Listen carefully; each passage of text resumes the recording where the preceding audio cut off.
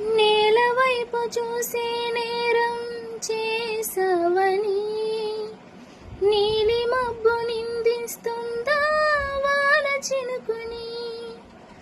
గాలి వెంట వెళ్ళే మారం మానుకోమని తెల్లి తీగ బంధిస్తుందా మల్లె పువ్వుని. ఏమంత పాపం ప్రేమ ప్రేమించడం, ఇకనైనా చాలించమ్మా వేధించడం. చెలిమై కురిసే సిరవెన్నెలవ క్షణమై కరిగే కలవ